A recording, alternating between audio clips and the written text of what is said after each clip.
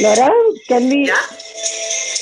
Is this sound coming from your side? It's an echo. Yeah. Now we are on YouTube. Laura, can we? Yeah. But it's a sound coming from your side. It's an echo. So for the time being, can we stop the recording and the live streaming, please?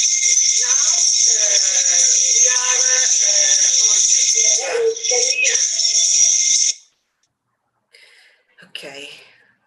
Yeah. So it's a lot of echo sound, back to, after the different sounds. So no, it's fine. I think so during the video, we are on live streaming, I think so. So that's why it's a voice echo. So should I play video again or just for the testing purpose?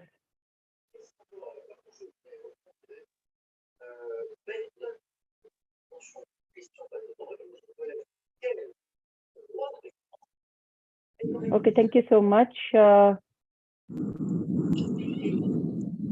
Let me.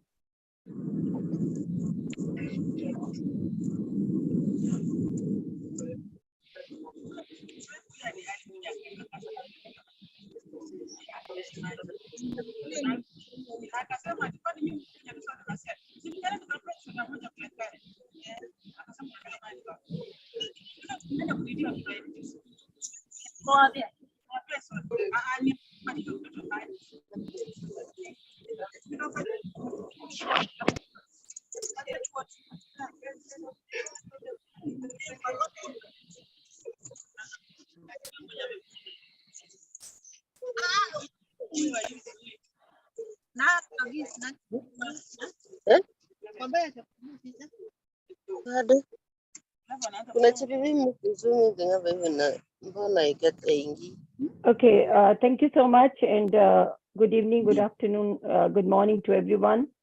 First of all, the host of the meeting, I'm going to request you mute everyone. If they can't mute from their side, so you can directly mute the person which are in the meeting, except the speaker or the person who is on the mic.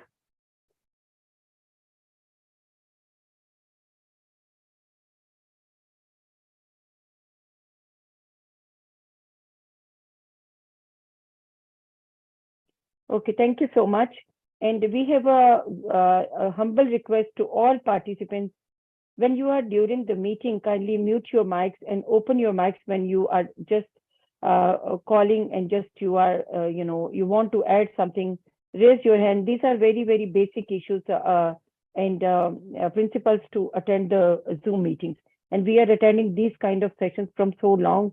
So now I think we are quite educated to attend such kind of sessions. Thank you so much.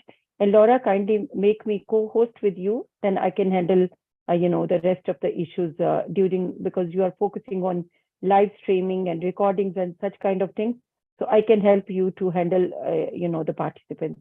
Thank you so much. And Maria, welcome on another day, which is the 7th day of our campaign. And you are welcome to unmute yourself and start today's session. Thank you very much, and welcome all, and thank you for joining today's session, which is day number 7 of these 16 days of activism in support of C190, which is a convention for the elimination of violence and harassment at work. And we have today with us Abdul Munia Mohammed Asadi, who gave us this idea to have this kind of campaign. So we are truly grateful to you, and thank you very much for joining also. Thank you so much, Maria. Thank you. And yes, I would like to invite Mariam Khan, because we do not have very much more time now, to share your presentation of Global Women Development Network. Thank you very much.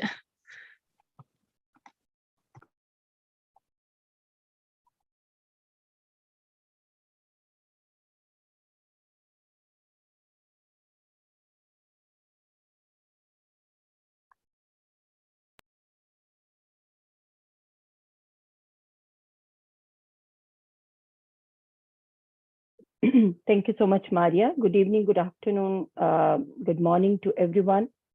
This is a quick review of Global Women's Development Network, which is the core partner of ILO C190 campaign for 16 days of activism for elimination of violence and harassment for all. So we are struggling so much to make this campaign successful with the great support of our members, media partners, speakers, our leaders, and even a number of youth leaders are also part of this campaign. I'm grateful of each and every person which are struggling, giving their time, resources, everything to make this campaign successful. Today's objective of sharing Global Women's Development Network, because we have a lot of new members with us, which are, joining this campaign, and through this campaign, they know what is GWDN. So quickly,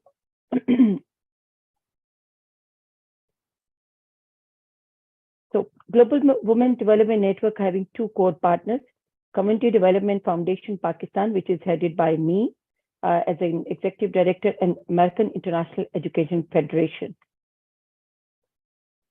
So these are the 2 co-founders with a lot of other like-minded women, which are founder of this network. This is the dashboard of Global Women's Development Network that we are current outreach in 70 countries. We are working on under 10 development sectors, and we are going to focus and serve 500,000 beneficiaries. We have the International Women's Day Conference initiative started in 2021 till 2030. And this time we are going to enter in our 3rd round of IWDC. And we are having a 16 days of activism for development campaign. This year we are entered in our 2nd round of 16 days of activism for development campaign. In the 1st round of activism for development campaign, which is purely focused on the agriculture, food and nutrition, removing malnutrition from young kids, and also involve a lot of women, especially the rural areas women in the agribusinesses. And with the impact of this 1st round of 16 days of activism, we initiated Agri-Diplomacy Initiative. So we have the fellowship program, and a number of young leaders, fellows, and volunteers are already involved in fellowship program also. We have the sectorial partnerships, Connecting Women TV program, which we are already struggling and using such kind of facilities in this campaign also through the Business Web TV, and a lot of other platforms are also pipelined to work with us, especially for the IWDC 23. And we have the membership drive also, in which we are going to go through this membership drive through our country heads and through our strong hierarchy in 40 plus countries, which are officially final on the board of GWDN. So what we are, who we are, it's a collective initiative of leadership and invest women education, entrepreneurial education, essential tools and achieving fairer business for women. And ultimate objective of the network is a social and economic development for women. GWDN is a registered organization as a 501c3 company in US, Texas, and also one of the main office is located in Pakistan as well. So the vision is, I have already elaborated that we are working on empowerment, connecting women from local to global. This is our slogan as well. And we are majorly focused on networking and partnerships for this purpose. So mission of the organization is self-sustaining and well-recognized businesses from their communities, and well-respect and truly empowered women in the impact of GWDN work. This is our current outreach.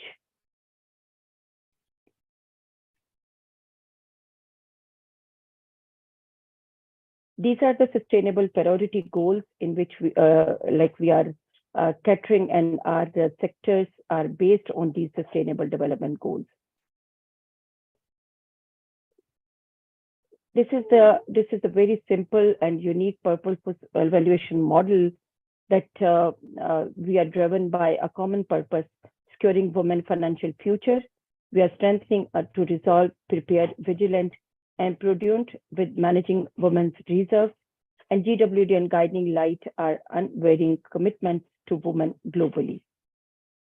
These are the values, so everyone knows that every platform, every organization setting some values to move forward. So these are the objectives which I must,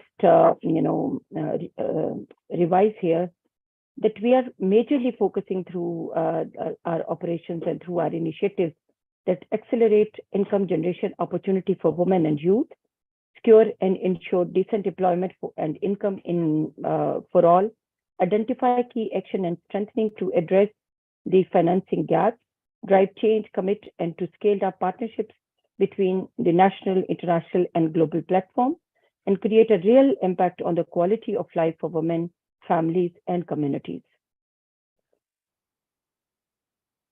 So goals are very much visible and very much accessible to improve living standards, to establish profit-generating enterprises, to support institutions and other businesses, to strengthen every member country, non-profit and local institutions, and to fostering entrepreneurial activities. These are the targets, which is very much familiar with the objectives and targets. I think so. It's a market infrastructure development, including women-owned enterprises and productive, which we are majorly focused. And this is the big example that we have recently celebrated a Rural Women Day. And on the Rural Women Day, I think so we highlighted a lot of local enterprises in different countries by women, for women. So inclusion of informal enterprises in local development, and reduce issues to emerging technologies, issues pertaining to IT access and virtual learning for women, access to market opportunities for women, mobilizing and sustaining movements and alliance to strategic engagements, organizational capacity building, decision-making power, safeguarding of their defining resources and opportunities. And this campaign is one of, match with our 9th target that we are, safeguarding and defending resources and opportunities for women, and make their workplace safer through this campaign, and enabling environment for GWDN. So currently, these are the 7 major activities which we are doing, promoting young female entrepreneurs, especially in ICT and local businesses from grassroots, establishing business incubation centers under country-wide training institutes, giving technical, vocational, and business education and training, preparing and implementing small and medium business models, and link them online profitable ventures, connecting registered businesses, females, and with financial service providers and investors. Rural and urban females unite with community-based business incubators, and training seminars and meetings for awareness and public-private partnership will open for all. So these are the specific and expected outcomes, which I think so we have already revised in our previous slides as well. So these are our global initiatives since 2009. And we have the IWDC initiative, we have 16 days of activism, agri-diplomacy initiative, fellowship program, membership drive, sectorial partnerships, record impact initiative, in which specifically in this initiative, we are trying to record all the impact which women are doing in their respective countries. And we are, making their work more visible through this initiative to the world. So we are also globally connecting Women of Believers, which is our TV program I have already elaborated. These are the proposed sectors. We are in business entrepreneurship, IT, ICT, skills and livelihood, market and business development, food and agriculture, health and well-being, environment and climate action, safe and affordable energy, print and electronic media, safety and security. So these are the key principles of women empowerment, which is the UN principles also, and we are also focusing and following these principles.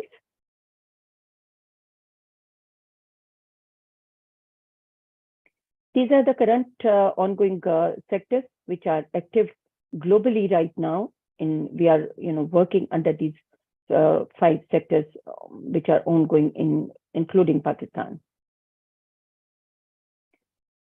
So these are the global initiatives, interventions, in which we are already jumped in through our different initiatives. So GWDN initiatives, we have one of the bigger program in WEDUP, Women Economic Development Initiative Pakistan. The slogan of the program is Making Living Sustainable. And this program is also, we started in the COVID 2020, and we are focusing this on this program till 2030. I'm not going to jump in the details. We are just having a quick look on the WEDUP program.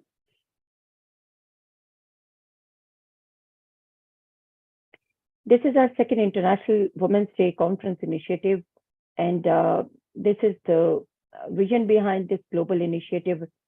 I must read the vision of the global conference states that no woman should be behind these choices: a choice to know, a choice to learn, a choice to implement, a choice to accelerate, a choice to invest, and finally to be able to choose a better life, building stronger and thriving families, communities, and nations. We are here to serve these women and highlight them as shining leaders through this global platform. This is the concept which I have already told that we started this in 2021 when the world is facing a bad phase of COVID-19, and at that time, 17 women leaders from 17 countries sit together for this conference, and later on we all generated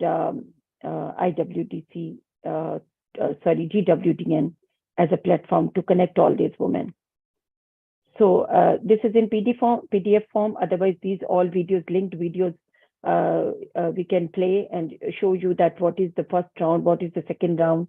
So you can see how much we worked on this initiative deeply with the women leaders. This is the second round in 2022 with the outreach of 50 plus countries, 5 days virtual program, and we are, on air with 30 plus hours of speeches, panel discussions, dialogues, everything. These are all the reports and highlights of the previous conference in terms of videos. If you want to see these, and so we can share all these videos for your, And this is the post-conference celebration and sharing impact. And we recognize and acknowledge of every single member which participated and served in this conference.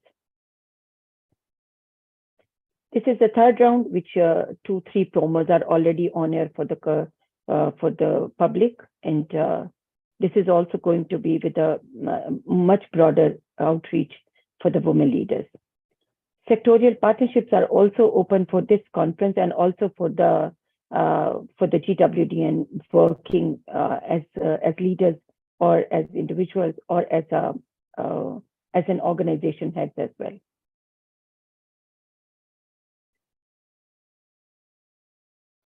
This is the previous first round of 16 days of activism for development campaign. And in this, we have 25 plus community development experts, agriculturists, nutrition, community leaders, and health experts participated in. And this is the report of 16 days of activism for development campaign, which we have done in last year. This is in the impact of agri-diplomacy initiative, which we generate after the 16 days. And this is the board of agri-diplomacy global panel. We have Ms. Suzanne from Kenya. We have Mr. Henry Wender from South Africa. And we have Dr. Syed Iftikhar Shah from Pakistan to run this agri-diplomacy initiative globally. And we have fellows and volunteer programs, and young leaders, fellows are already, in this program, and they are working in their set roles and spectrum in their respective countries under the Global Women's Development Network. And we have the community engagement internship programs also for the universities, academia. And so we have larger, especially from Pakistan, we have larger number of major universities as a partner of Community Development Foundation, which is based in Pakistan, and also it's the initiative taker of all these initiatives which you are right now watching in this presentation. So we have a good internship program in which the students practically go to the field and serve and learn how to community engagement is possible to serve community, especially in the slogan of give back to the community. And this is the vision mission of the internship program. And this is the objective of internship program, which students are already following.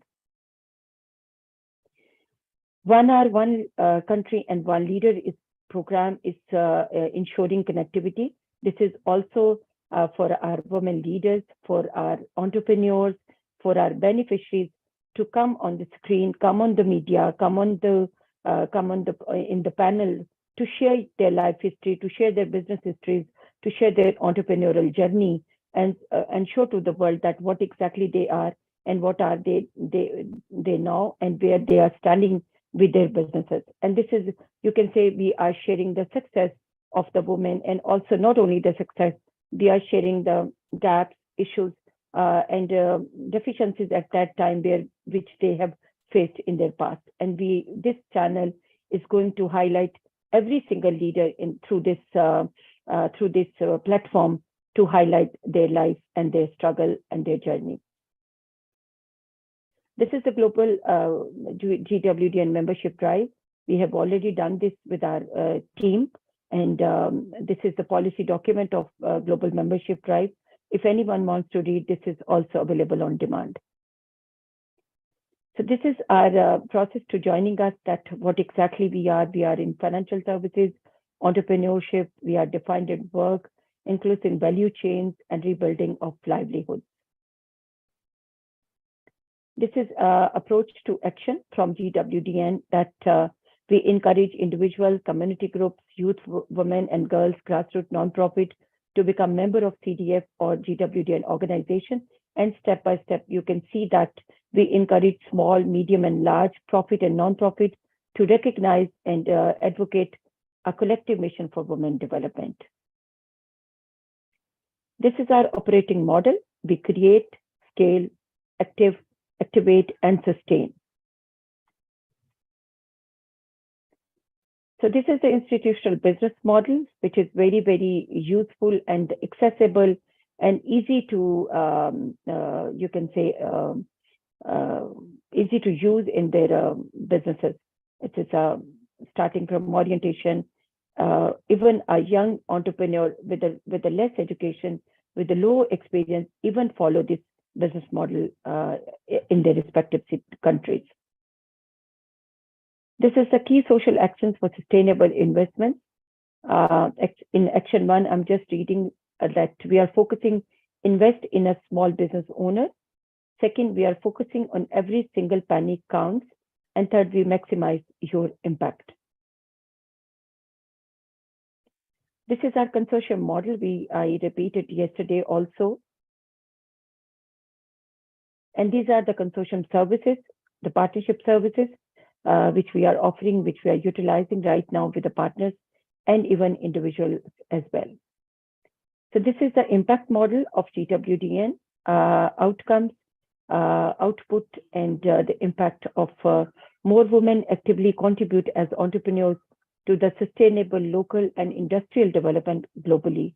So in this slide, we try to incorporate each and every aspect of GWDN businesses, business models, strategies, our plans to ensure this impact model. So these are the GWDN partners walls. And thank you so much.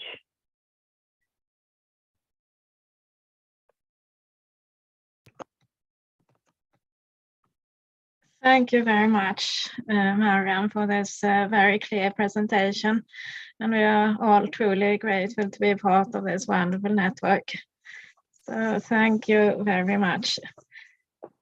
Our next speaker who are with us today is Asnath Mahapa. We are very happy to have you with us. And thank you for joining and welcome. Would you please like to unmute yourself and introduce yourself and give your speech? Thank you very much.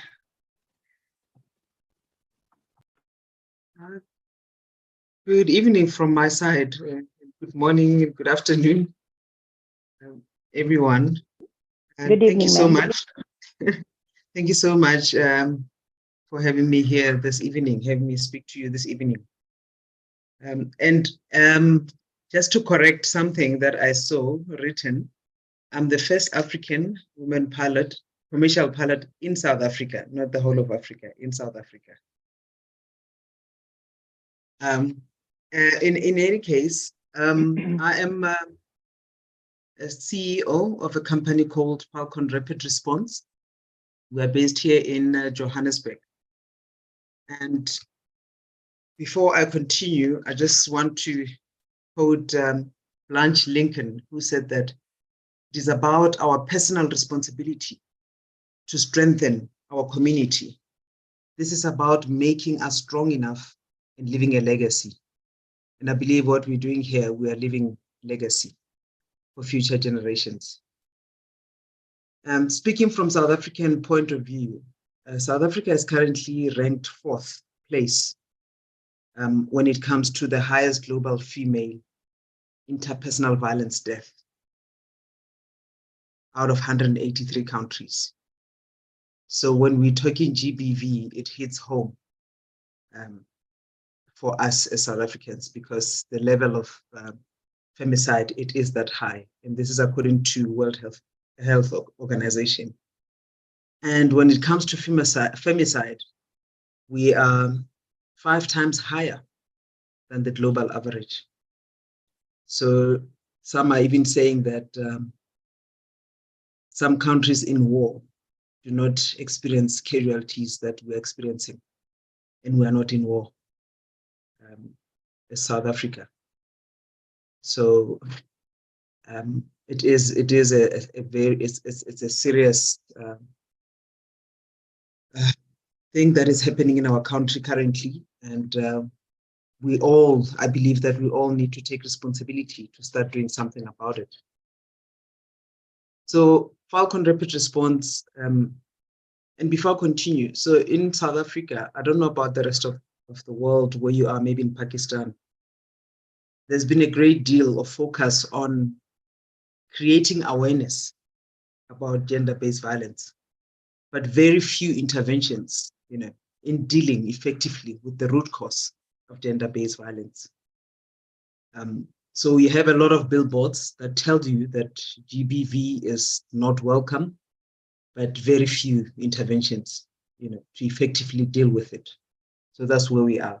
So Falcon Rapid Response is an on-demand emergency service platform. So our technology is deployed nationwide currently in South Africa. We are also in Kenya, Nairobi. We are also in London, and we are currently growing into West Africa and some of the SADC regions.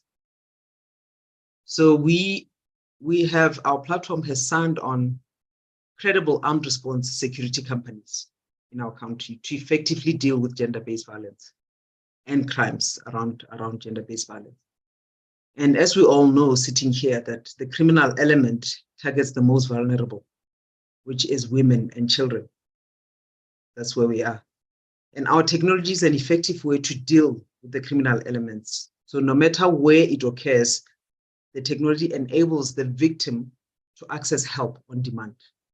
So whether you are walking in the street, or you are in town, or you are in a mall, a shopping center, you're sitting in a restaurant, if you feel threatened, when you use the technology that we have, you get help wherever you are, because we are not assigned to just one security company to respond to you. We are assigned to more than 90% of the security companies. So this closest security company gets dispatched to come and help. So most of the time, especially if you're in the Joburg area, you find that if you ask for help, the security company will probably be even 2 minutes away, or even within where you are sitting. That's how this technology works. So we're fighting on the front lines against gender-based violence and these criminal elements. And the good thing about our technology is that it is inclusive and accessible technology.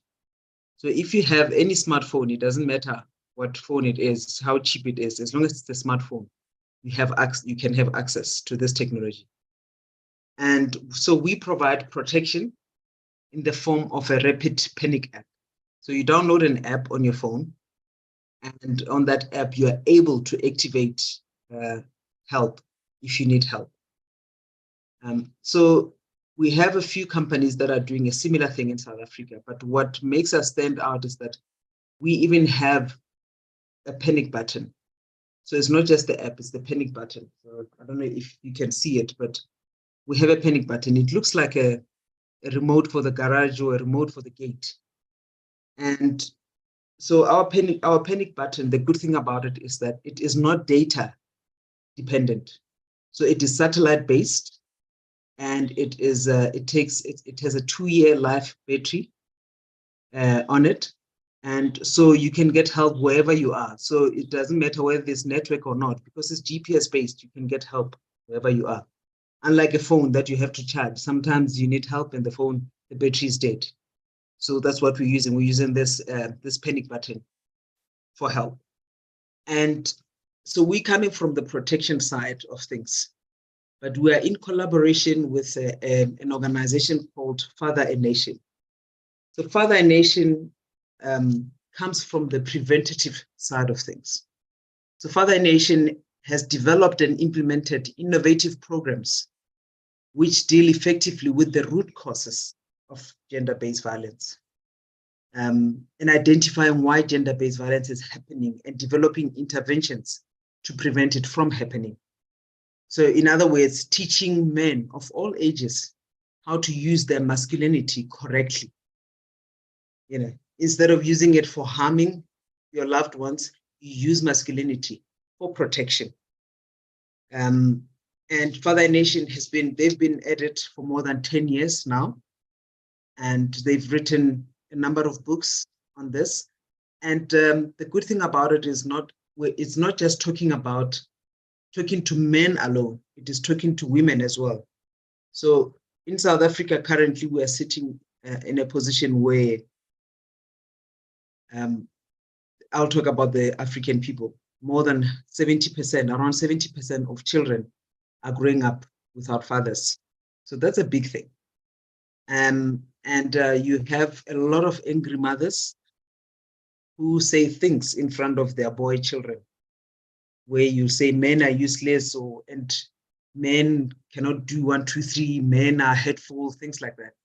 So when you find a mother who's that angry and they say hateful things in front of their boy child, that boy child starts thinking, oh, I'm growing up to be a man. So what does that mean for me? Does it mean that I'm also going to be, the useless man, or I'm going to be the one who's hateful? So there are books that also speak to women who are single mothers on how, even if you're married, on how to bring up a boy child, because they still need support from that angle. So Father Nation is coming from the prevention side, but when you need protection immediately, that's where Falcon Rapid Response come in.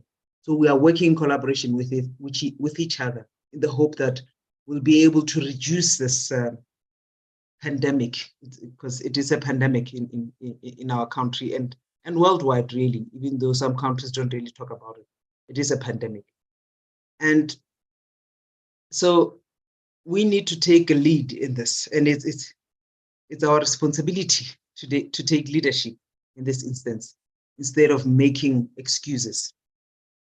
And the good thing about this technology, as I mentioned earlier, that we're also in Kenya, we're also in the UK, is that we're able to implement it, similar services, if not the same services, in different countries across the globe. So those who feel they need it, we can partner, and we're able to train the private security in those countries to be able to respond when there's trouble. And we can partner even with other companies involved in dealing with this issue of gender-based violence and femicide. So anyone who sees value in what we have to offer, we're open to discussions, and we can see how we can work together to make sure that this service happens in your particular country or your particular city, for an example. So from my side, thank you very much. I know it was a short time, but as John Maxwell said, leadership is taking responsibility while others are making excuses. So I'm glad to be part of this conversation this evening. Thank you very much. I see Abdul, I think he has a hand up.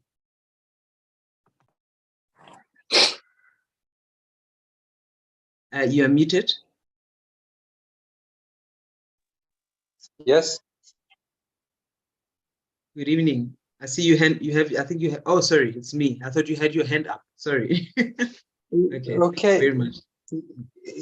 Actually, I was amazed by your presentation, as that.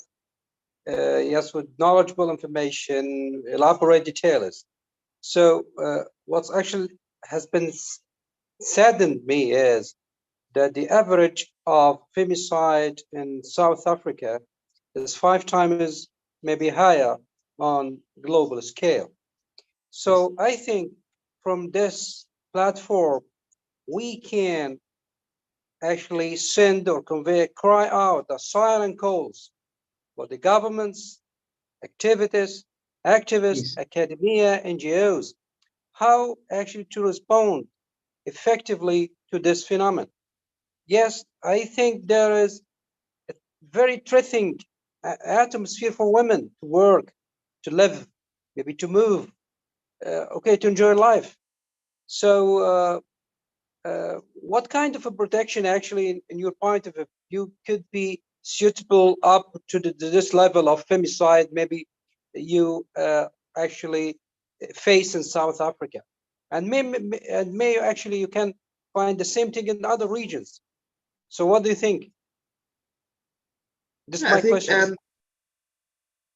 For me, we definitely need organizations like this to start helping, making noise, because I'll tell you, for example, we're having a serious problem in our universities. So even when you send your daughter to university, you're worried about your daughter, because currently the reported number of rape cases is sitting at 10%.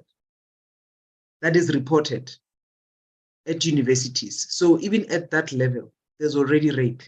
And these are young people. And I believe that no one was born a rapist. You know, something must have happened for someone to become a rapist.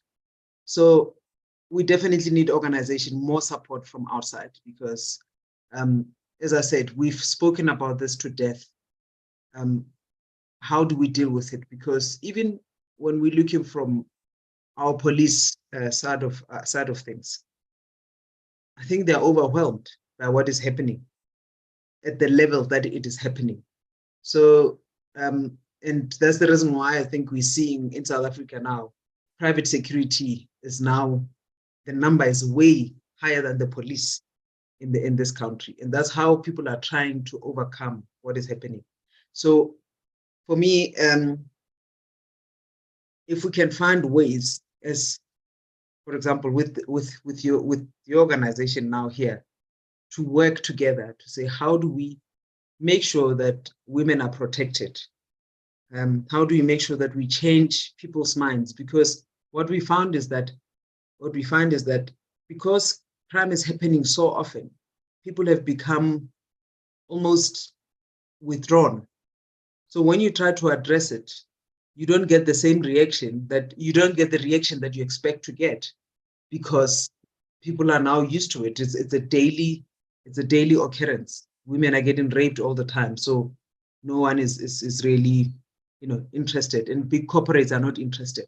So for me, organizations like this making noise and making sure that the right corporates actually behave in the way that they're supposed to behave.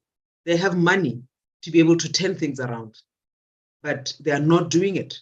They're not coming up. I mean, you have no idea how many emails we've sent out there, and you don't even get a response. You try to follow up, and it is the correct email address, it is the correct phone number, but you don't even get a response out of these people. So if people can be called out so that they react, maybe especially leaders in corporates, leaders in universities, because the university story where girls are being raped, it's not even reported. You don't see it in the newspaper. But because I'm working in an organization that deals with this on a daily basis, I get to find out. But the country is in the dark because the universities are trying to protect their own image. So they will not report that a child committed suicide because she was raped by a lecturer.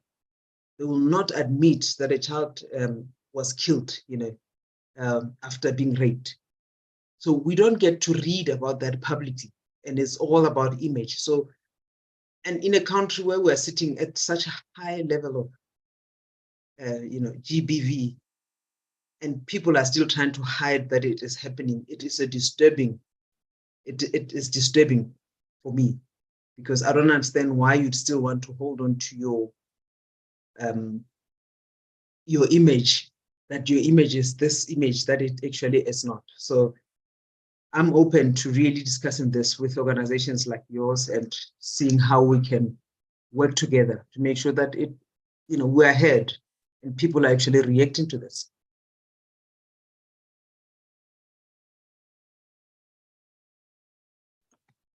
I don't know if anyone else would like to say something. What kind of Yeah, punishment actions is articulated in law in South Africa? Is it just say again? What kind of punishments already articulated and stipulated in laws in South Africa to respond to such actual crimes? Just to put the perpetrator in jail, or just impose fine on them, or put their photos on media? So what kind of protections or laws there? Well, there's no, well, protection that is happening currently. So if I heard you correctly, they just put them in jail. So there is no real consequences. So someone is, I'll give you an example. I think it's about 2 months ago. So a child was killed, a young girl, I think she was about 4. She was killed and her body parts are still missing. So they buried her without her whole body. But what had happened is the person who killed this child was actually out on bail for killing someone else. So this is what I'm saying, that it's almost as if it's not being dealt with.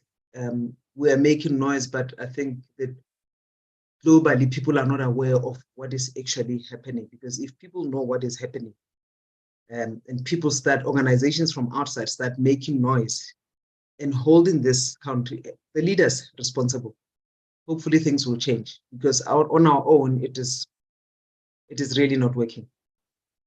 It is not. I see Joanne. So, yes, John and Ma'am Cameron has also raised your hand. So one by one, you can unmute yourself, please. I'm going to let Carmen go first because she had her hand up first. Thanks. Thank you. I'm South African. I just want to add and respond to some of the questions. It is a huge challenge. Young girls are afraid to go anywhere because of the situation. Even if they do go out, they have to be consciously, they have to continuously be aware of their surroundings. Even taking an Uber is a challenge. So that is a huge challenge. But the one thing that I think is missing, there's no holistic approach to dealing with this. I know of people that have reported cases.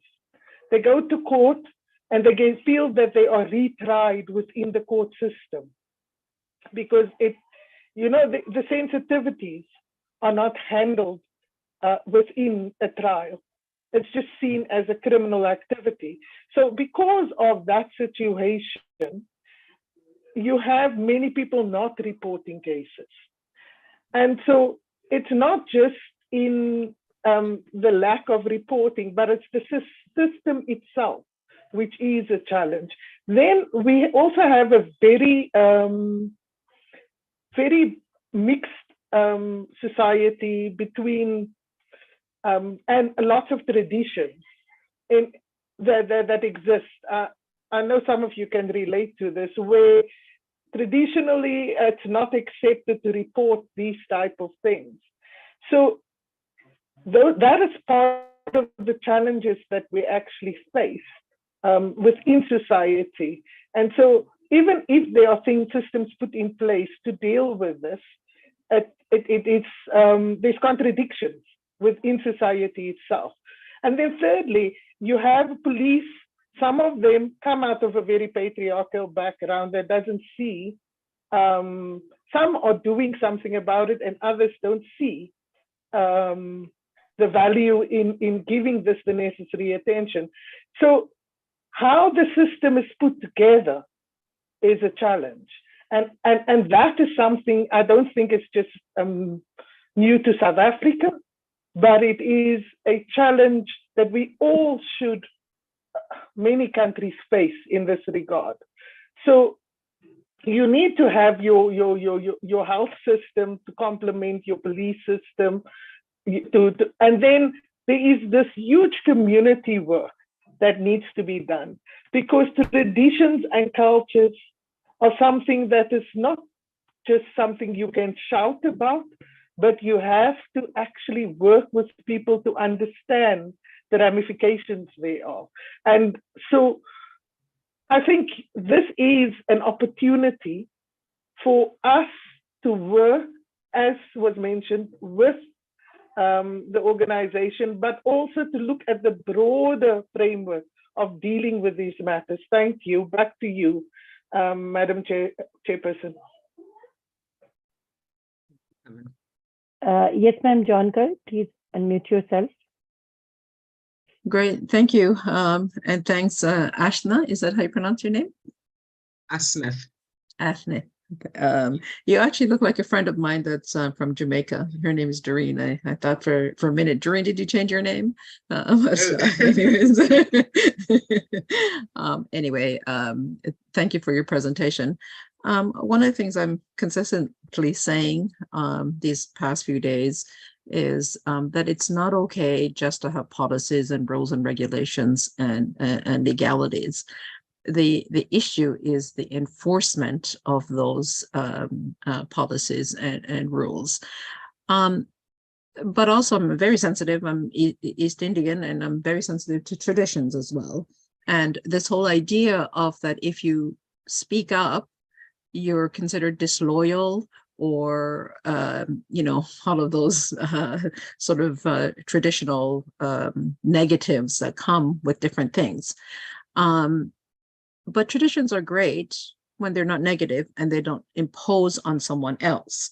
So maybe what I found in my own campaigns and community development is that when issues involve men, it is the men that have to take the role of educating them. This is my experience in North America specifically, that lots of women are aware of lots of issues, but when we engaged men tended to listen to the men more, and things actually happened quicker, both from the community level and from the government level. I'm just saying my own experience. I'm not saying I'm an expert in South Africa or anything like that. But I think it is, you have to find the men who are in support of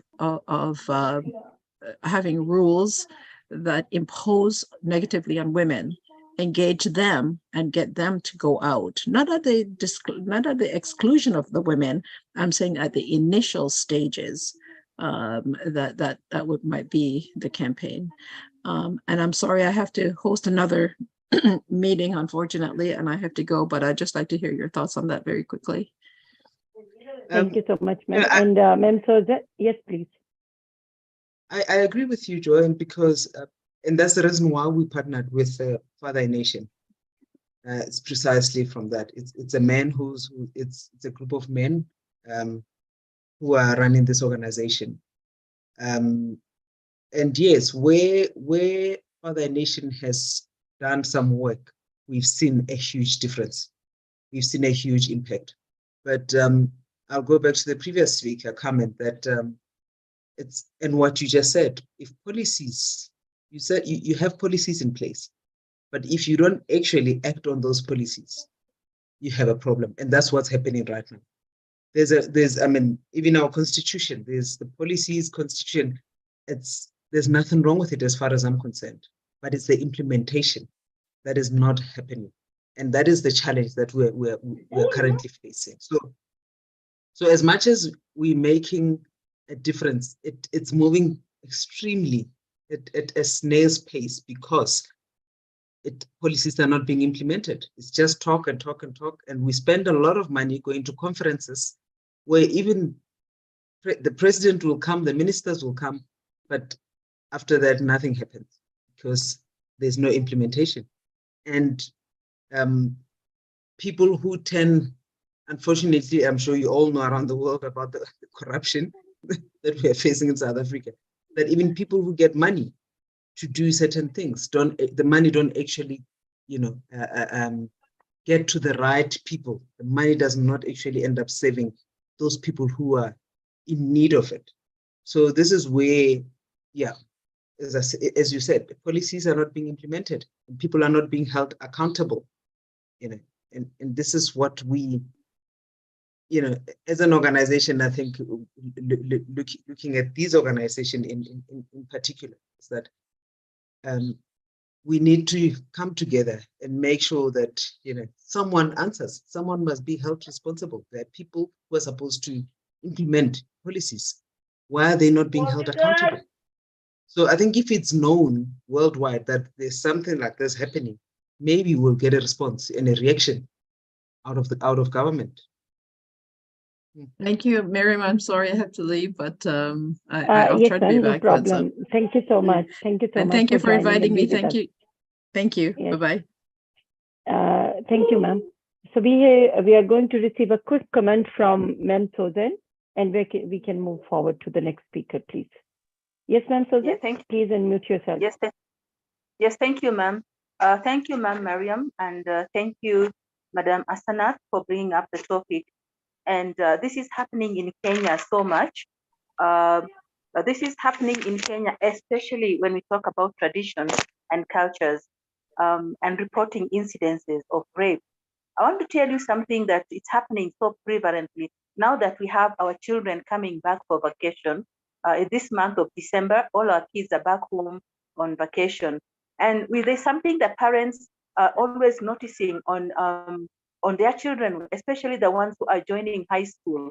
They change their behavior, and most of them want to lock themselves in their bedrooms. They don't want to kind of mix up with the family. And I understand this because I have grown up children, and some of these incidents would happen, and that my children would even report at home.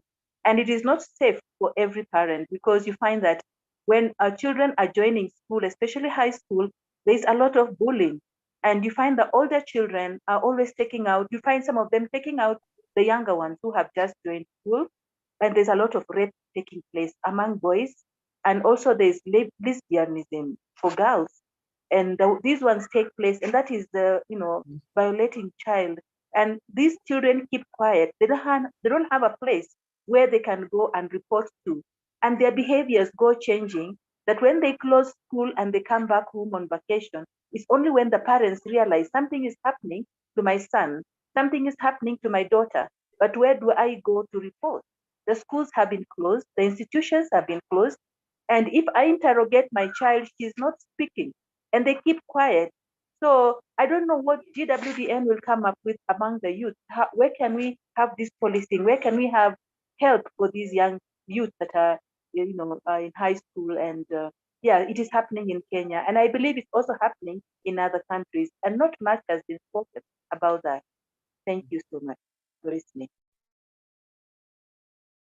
Thank you so much, Ma'am Sozan. And specifically what GWDN is going to do in this regard to save young kids from the rape and such kind of incidents. I'm going to give answer after our next speaker, but I am taking your question. I'm giving you answer on during this meeting. But unfortunately, she's sending me message because she have to leave and she want to deliver her speech. But yes, your question is with us, and we are going to answer this question on behalf of GWDN. Thank you so much. So, Maria, kindly can we invite the next speaker, please? Yes, thank you very much, Asna, for your presentation and for sharing your experiences of your activities within South Africa. Of course, it is very sad to hear about this situation. But the panic button that you mentioned sounds like a great idea that could be used in many regions. Yes. Thank Yes. Thank you very much. And our next speaker today is Munitza Bashir Tarar from Pakistan. Thank you very much for joining and welcome. Would you please like to unmute yourself and give your speech? Thank you.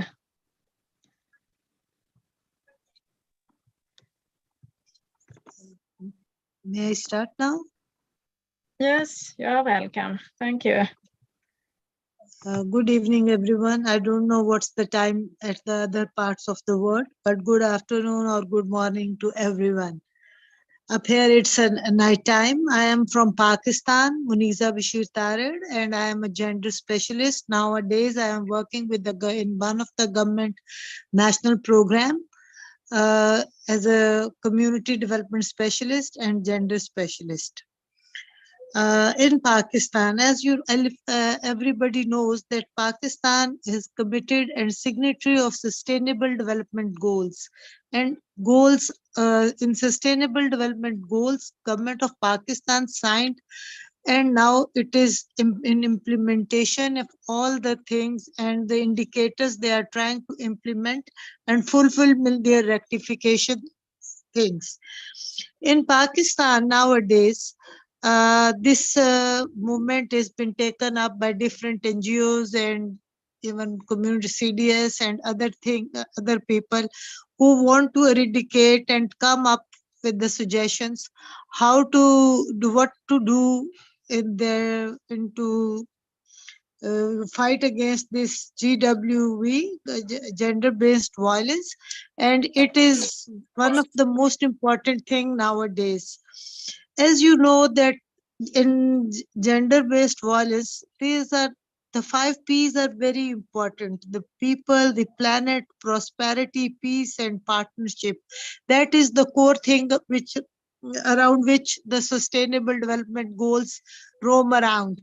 But you know what to do, as the topic right now is entitled tools and remedies to booster to the fight against gender based violence. I would like to take few minutes that gender based violence continues to be in a major human rights issue around the world. No country has fully eradicated gender based violence regardless of class, ethnicity, age, sexual orientation, disability status. It affects 1 out of 3 women or girls in the whole world. This is a something very important data. You know what we have to do to take up this to what are the remedies, as according to the theme of the session. What we have to do is, number one is we have to educate to everyone at policy level, at community level, at NGOs level, at donors level, and in schools, colleges, and everywhere. We have to educate about this. We have to speak up, because when we have to speak up, we will give the awareness to all the girls and women that they should not keep mum. They should come up and raise their voice against this. Number second part, what I would like to take up is that we should undertake the specific root cause of gender-based violence in each country. Sometimes in different countries, as we were hearing that in South Africa or in other part of the Africa, the number of the gender-based violence cases reported are higher than the other. So I think we should examine with the gender lens what are the root causes, and we should come up not to eradicate that and to complete that root causes, because unless we should work on that root cause, we can't move forward. So we have to work and see what are the root causes. I mean, it is a poverty, or it is lack of ignorance, or it's a ignorance or lack of literacy, and anything like that. Number three is we have to believe in and support the survivors. In most of the communities, and people are not supporting the survivors, and survivors are at the doldrum position. They are becoming schizophrenic or some other dementia or other diseases they are facing due to all these things. So we have to work on the mental health and give them support. We should pay attention to and high risk group.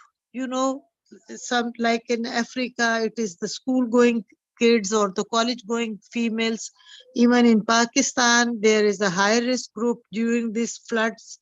We have we faced in floods in these summers, and now most near about 2 crore people are out of their houses and living in the just under the sky, and they are facing different problems because they don't have a roof, they don't have the proper thing to eat, they don't have washrooms, and they are living in open places.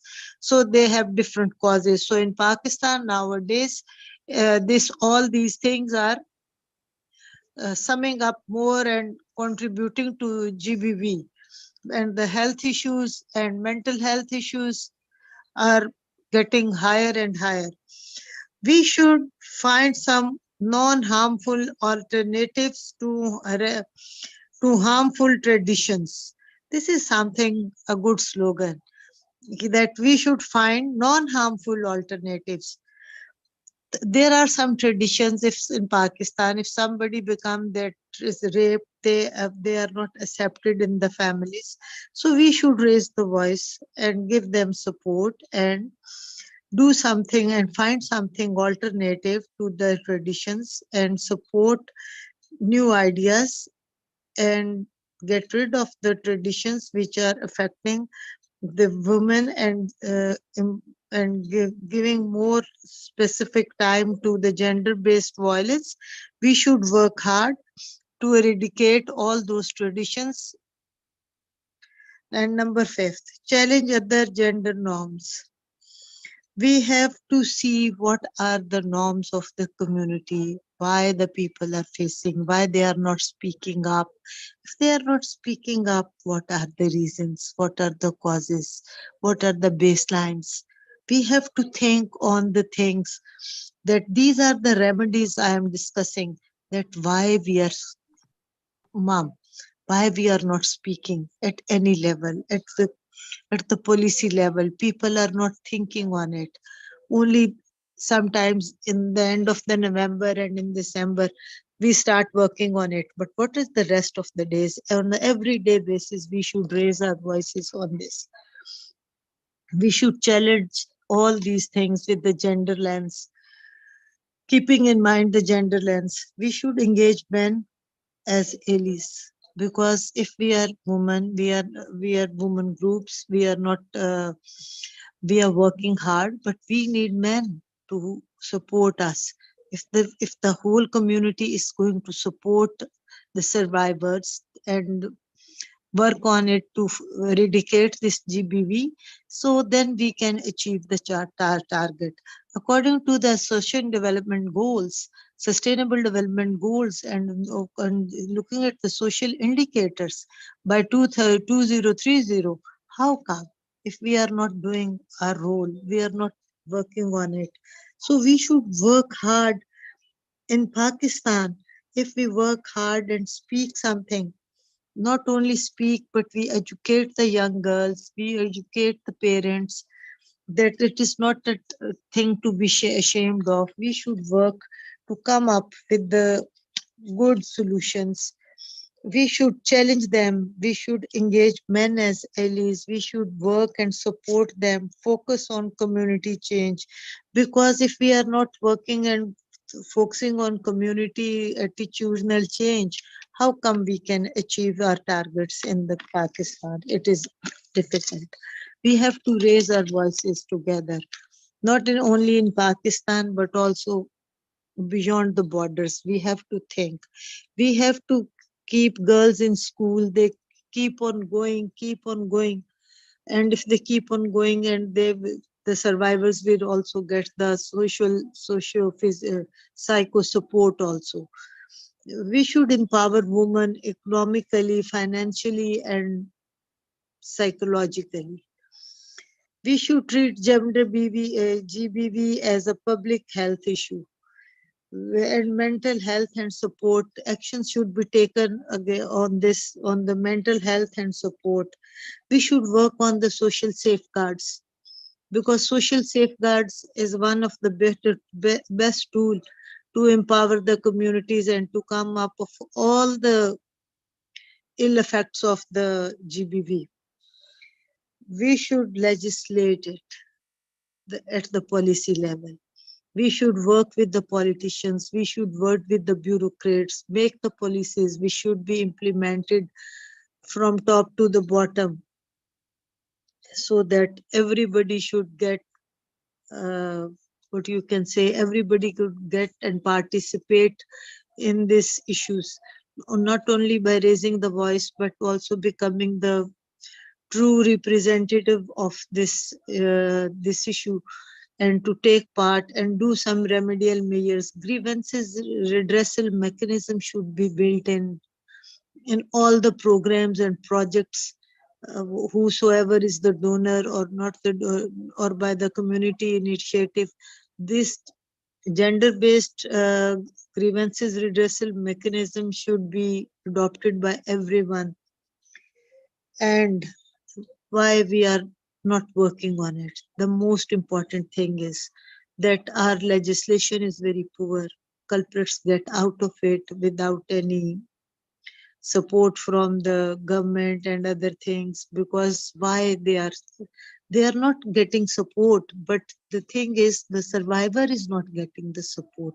So many leukemas in litigations. So we should work with the communities, with the legislation, with the judiciary and other programs, so that all state institutes should be at one page, so that this stigma should be removed from our society, that gender-based violence, it is not only the violence, it is a harassment. And it is not only in Pakistan, but in every country. So we should work hard and we should be able to, couple should join the hands at all levels, from the communities to the cities, cities to the provinces, provinces to the country, and across the borders. So that we should work on it, and we should do some, these are the, to eradicate this gender-based violence, we should try to finish it, because this is creating a mental health issues and other issues also. So I'm taking this opportunity to thank Mariam and everyone. I was not informed well about the topic, but only got 2 hours to study and become with this 10 or 11 things, that how come we can tackle with this gender-based violence. I think number one is the most important thing, that community should be raise awareness campaigns should be built in every program and in every project. And the measures strict measures should be taken, and the survivors should be given support, and the culprits should be punished, not only in the communities, but by the judiciary and other things. So I think the legislation is most important, legislation and the awareness, how to save the girls. We have to educate and educate all the people in communities, that it is not only harassment and violence. We should make our girls aware that they should, if they can feel something, that somebody is looking at them, staring at them. There are different sort of harassment at work, at home, at market, so that everybody should know how to tackle it. Although the one app is generated by the government of Pakistan, so that girls, by using the smart telephones, can hit and the police will come and save them. But I think the most important thing is that we all should work on this issue wholeheartedly and support the organizations, and it should be beyond the borders awareness campaign, that we all should work to eradicate completely. But we are unable, sorry to say, we are unable to eradicate it and finish it completely. Or we are getting the news that day by day this thing is raising. Why raising? Due to illiteracy, lack of education, and lack of empowerment. So we should all work hard. Thank you very much. I'm not going to take much time. If any question, please, I am available. Thank you so much, ma'am. And we didn't inform you the subject or the topic, because we know that you can cover a lot, because you are having a lot of powerful experience, especially on gender sort of aspect and gender-based violence as well. And I must quote on this platform that Madam Munazza Bashir Tarid is my teacher also in development sector. So I learned a lot from Thank you. this lady. And what I am today is only because of the guidelines of this senior team. And thank you so much for joining us. And I feel so humbled that when you accept our invitation. Thank you so much. So if anyone you has are questions always with me- welcome. You are always Thank you, welcome. We ma'am. are supporting you in your So every if anyone, initiative. thank you so much, ma'am. So if anyone have any question with ma'am Moneza, so you can ask, otherwise Maria can move to the next speaker.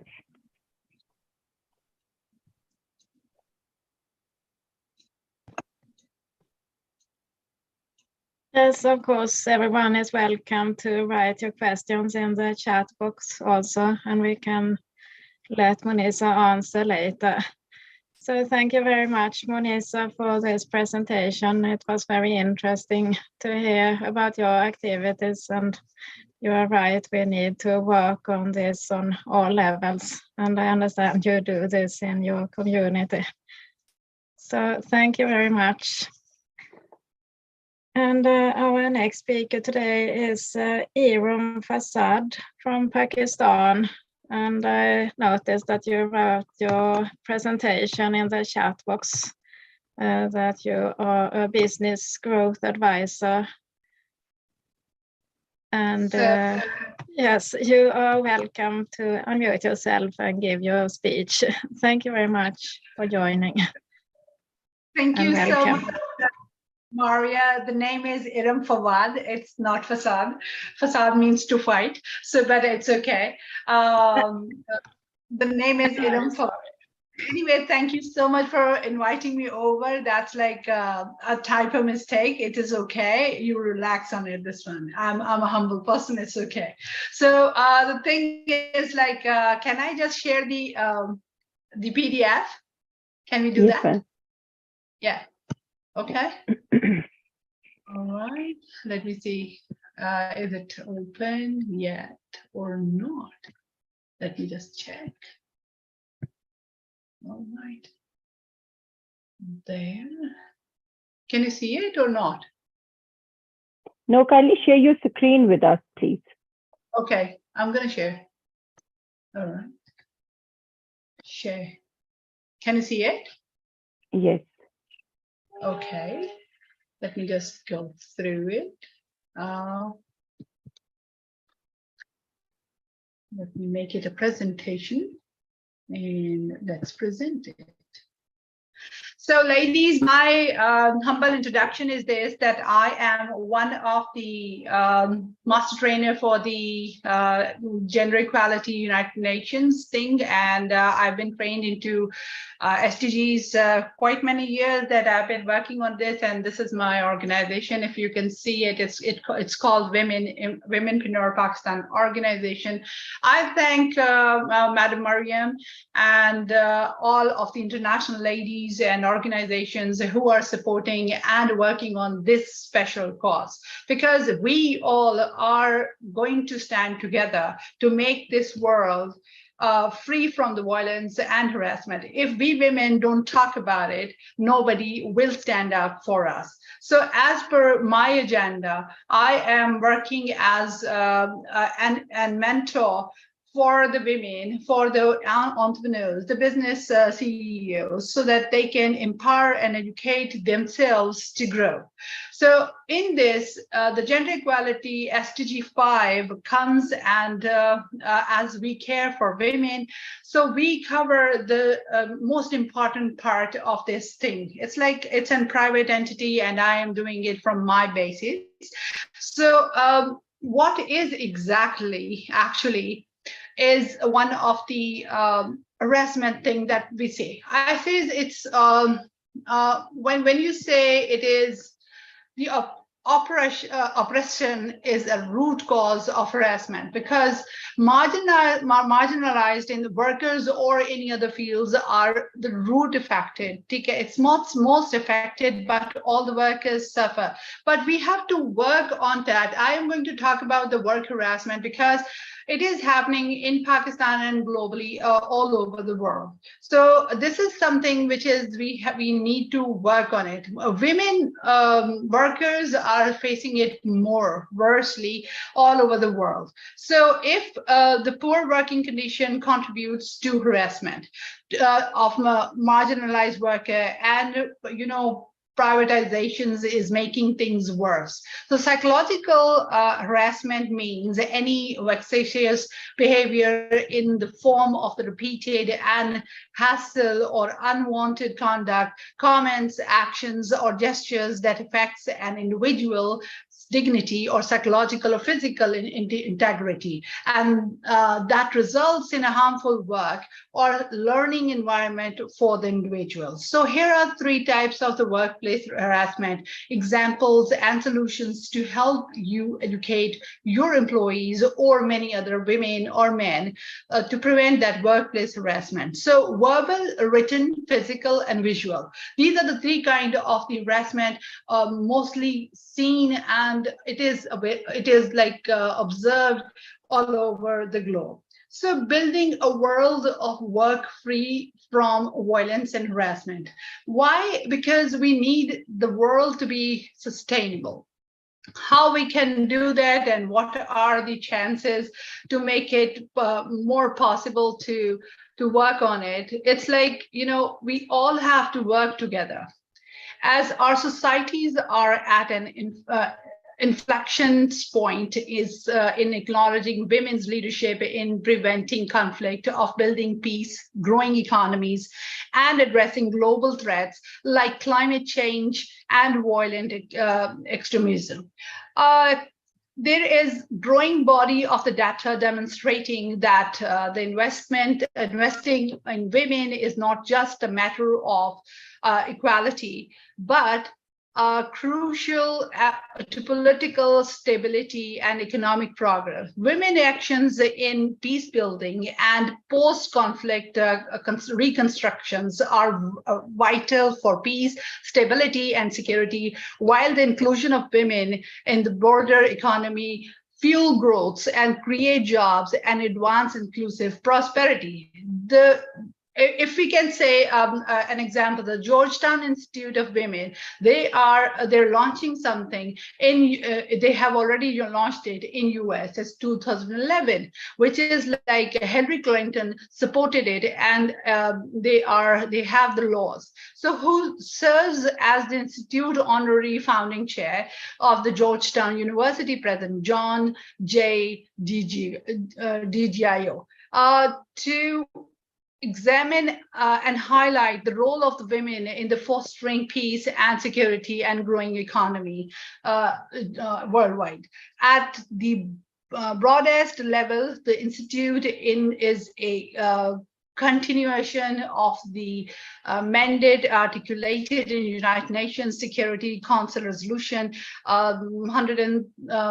1325 to 2000, which reaffirmed in the importance of the role of the women in the preservation and resolution of conflicts in the peace building. But not only in, to tell you this thing, this is like not only because women in US are suffering from it, but I guess all over the globe, either it is in Pakistan, it is in Asia, Africa, everywhere this is happening. So we all have to stand together to cover this equality thing, and we have to work together. And salute to Mariam on this one, that she always think and bring together people from all around the globe to work together for the sustainable world. So carrying on the topic, at the broadcast level, the Institute of the continuation of that thing, we think we should also have, not only in the Georgetown, we should also collaborate with few of the organizations, government, semi-government associations, not only in Pakistan, but also globally, wherever people are listening to me, they have to stand up because for this, we need to work on it together. As we need to make an agenda so that we can work together. As the international community recognizes the importance of the elevating women participation. And I agree with Madam Monize that we should be thinking on the awareness sessions and more of the knowledgeable things that women should know. We should have something like lectures or awareness things so that people, the ladies doesn't, if they're not watching it, they're not listening to it, they doesn't know what the laws say. So I guess we should also have that kind of a leadership over here in Pakistan, so that because our cultural and society, social values are different from the Europe or many other cultural things, but I think we should work together. As being a Muslim country, we should be thinking on the laws, how we can protect from this kind of harassment. So anyway, how we can cover it and what is the importance of it. I guess currently 141 economies globally have adopted legislation. All we need is the legislation. That we need the law for the sexual harassment and many other harassments which is happening. So this increased legal protection is relatively recent, according to Women, Business and Law. 99 economies like adopted such legislations in 20 years. 17 of which adopted it in the past of the 5 years between 2019 to 2020. For example, Bahrain, Djibouti, Georgia, Syria, Leone, and United Arab Emirates introduced or improved legal protection for women from sexual harassment in the employment area.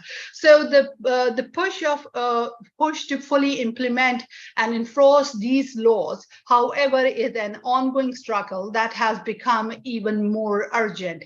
In the context of the global pandemic, the article identifies key gaps in the existing legal framework and urges policymakers to consider the impact of the lockdowns and remote work on the prevalence of online harassment of women as well. In Pakistan also, government has done a lot, and they have given a lot of the facilities like cyber secure crime unit and many other things. I guess we also should not only complain, we have to appreciate a few good things which has happened to women in Pakistan, and I'm very proud of it. I'm proud to be one of the spokesmen of the women, and we are doing our best as you all are doing your best in your countries. So despite enhanced legal frameworks, harassment at work remains widespread. In the past 2 years, violence and harassment in the world of the work has not only failed to decline, but has expanded through different means. As part of the profound impacts of the COVID-19 pandemic and social isolation measures, remote work became the new normal for many, and virtual platforms are the standard option for work meeting and communications. This shift contributed to a parallel outbreak of online sexual harassment and violence, and which has invaded the extended workplace at home as well. So survey in the United Kingdom and India, also in Pakistan, found that last year lockdown exacerbated sexual harassment in the virtual world of the work. So that is why the cyber unit has been made, and that is the reason that Pakistani government has taken this step to provide women so that they can be anonymous and they can online they can cover all those things, and then you can report a crime like this. And while the COVID-19 pandemic has laid bare online violence of harassment, regional and country level studies from recent years showed similar trends. Striking as these numbers are the abuse is highly underreported, but both the online platform or to the offline protective agencies, we need to work together. I don't take that much time, but this message says that achieve gender equality and empower all women and girls, but we need to be free from harassment. We need to be free from the violence of any kind in any part of the world. So we all have to stand together. I, as the president of Womenpreneur Pakistan organization, has all the support for you. And if you need me, I'm always there. Thank you so much, Mariam, that we have just stop sharing. Okay. So thank you so much for this. I guess you understand what I tried to say. Thank you, Mariam and Maria and everybody else around the globe.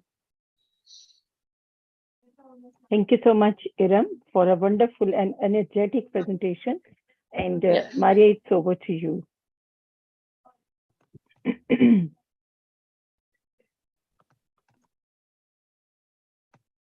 Yes, thank you very much for this very informative presentation, and I understand you are doing great work in your local community. So thank you very much for this. And now I would like to leave the floor to Arul Sabi. So if anyone having any question with Iram Fawad, you are most welcome to ask questions, especially in terms of the presentation, which is a very clear picture, and I think a positive picture of Pakistan as well, especially in terms of the government positive step for the women. And everyone is welcome to ask, because after this session, we are going to open the session of open discussion for all. So if anyone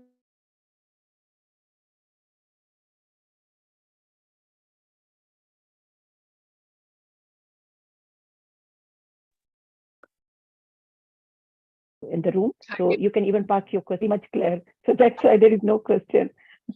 Yes. Thank you. Thank you so much. Welcome. So Maria, can we move for the open discussion session? And I think so Aruj is not in the room, so we can, especially you can head this session of open discussion, please. yes, thank you very much. So we invite you all to comment on today's topic entitled Tools and Remedies to Bolster the Fight Against Gender-Based Violence. So is there anyone who might want to start to give a 1-minute comment on today's topic? Or otherwise, I could invite, for example, Susan. Thank you very much for joining. And I know you are doing very great work and that you did have an event in Kenya in support of this fight against gender-based violence. Would you please like to give a 1-minute comment on today's topic, Susan?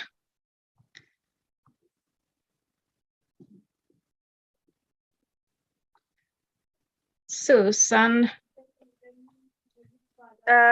Yes, Maria Vanete, can you come again, please? Yes, of course.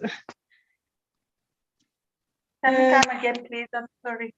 I went downstairs to check on something. Okay, can you come again, please? Yes, I wonder if you would like to give a 1-minute comment on today's topic entitled Tools and Remedies to Bolster the Fight Against Gender-Based Violence. Am I supposed to make a presentation on that? 1-minute comment only. Okay. Like an open discussion. Okay, it's an open discussion. Right, my remedy, I had already put it down in my slides, but I can read through it. And one of them is Thank you so much, Maria Veneke, for giving me this. Benefits of preventing violence against women can be prevented by addressing underlying causes of the violence and organizations having a critical role to play. Okay, the significant health impacts and economic costs provide a compelling argument for action to prevent violence against women. The specific benefits for workplaces, especially in preventing violence against women, this includes proactively meeting legal obligations, decrease staff turnover. These are some of the steps that can be taken to prevent and or reduce or remedies.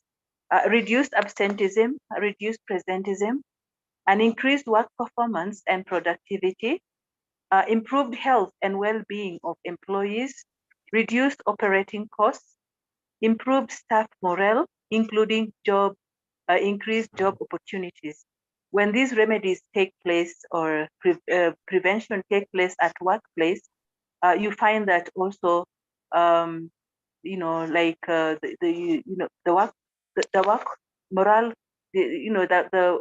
morale, staff morale increases, and also work performance increases, and there will be also opportunities for promotions and also job benefits. These are remedies that can come along, and it can bring a lot of healing in the workspace and work sphere of all places. When you talk about where we work in all ministries, this can take place, and there'll be a lot of healing and cooperation among the gender-based violence area. Thank you so much, Maria Veneke, and I appreciate you. Thank you very much. Thank you. Maria, if you allow me for 1 minute, because I want to answer the Mansozen's question, which she asked that what exactly GWDN is taking steps to minimize such kind of situations in various countries, especially in terms for the young kids or youth.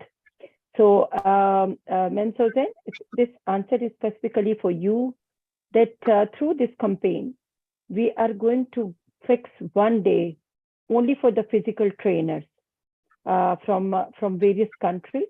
And these physical trainers are coming to join in this program, not only for one day speech, they are coming to create one global program, which include the mental, education, life skills learning, and also the physical training for the youth to train young kids how can they save themselves from such kind of situations. So I'm not saying that GWDN is not having any you can say magic in our hands. We are also trying like you, how you are trying in your country, and we are trying with the various countries to introduce such kind of programs. And as per our thoughts and as per our planning, we are trying to invite best physical trainers which can involve in these kind of programs in their countries. They are coming, they are sitting together with us, they are coming to show and elaborated their programs and going to design something collectively and which can be, you can say, incorporate in different countries, especially where the rape cases and such kind of violence is very, very high. So we are already thinking, and we are in this campaign, we are going to fix one day for exclusively for these kind of trainers. They can come, they can discuss their plans with you. You can give your suggestions. You can even send your feedback on the emails also to them. So this is the GWDN step with the collaboration of this with this campaign, and also such other platforms which are the member of this campaign, to design something good and practical programs for the youth in and by learning these kind of techniques and strategies, they can save themselves. And this is one of the best, I think so, good step we are going to take from our platform very soon. Thank you so much. May I say something? Yes, please. Yeah. Thank you. Hearing this entire conversation, this is something amazing that all of you are doing. I must appreciate what you are doing, because today when I said that we should stand together and can raise the voice, together we can raise the high volume of the noise to let everybody know that we, all women from all the globe, are working together.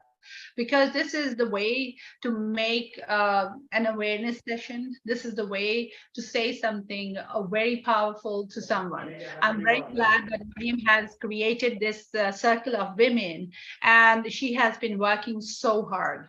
And I guess I've been working with her. I was her acquaintance as well once, and then we are friends and we are doing work together. And this is something so amazing. I am loving this energy of the women. This is how the change will come. This is how, if we stand together, I always say, my slogan says that together we can, together we rise. Yes, thank you so much, Hiram. Thank you so much. Thank you. And ma'am, so then you always point out that what exactly is GWDN is going. So GWDN is always in effort to put something practically, especially first of all in Kenya, because you are also struggling very much. And I always saying your work all the time, you're busy in different places, engaging such kind of lot of women with you. So I think so we have a great respect of your work, and GWDN is going to start first operation in Kenya very soon. Thank you so much, ma'am. Yes, Maria, please go ahead. Yes. Maria, we are very sorry. Actually, the discussions are, like that. So that's why we are speaking a lot.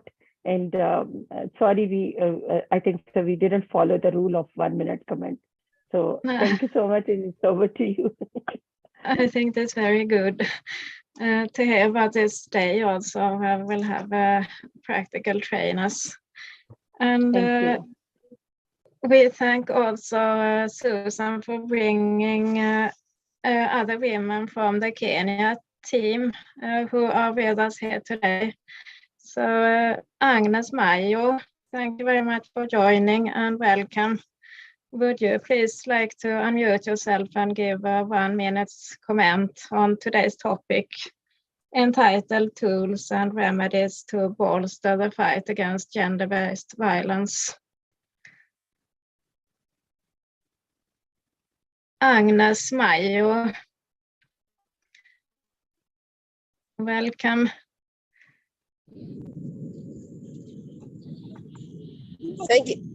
Hello, everyone. Thank you so much for the good presentation and all the sentiments that were shared.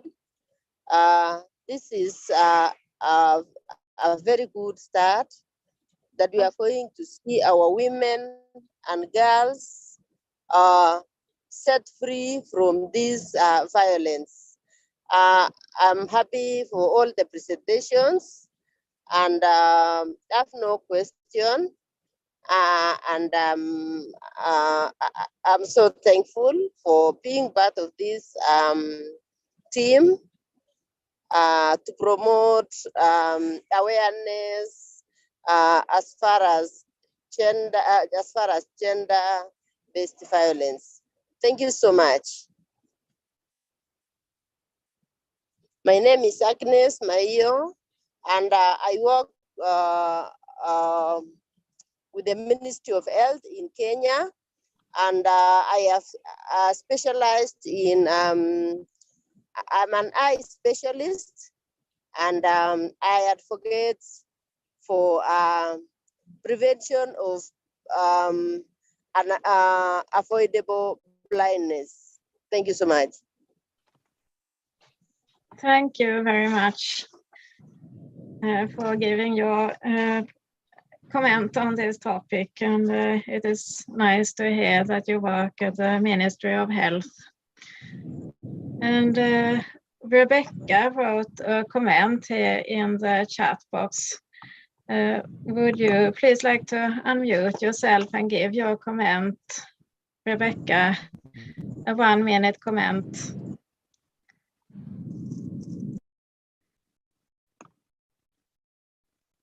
I know that you wrote that your connection is not very good. But is it possible for you, Rebecca, to unmute yourself and give your comment?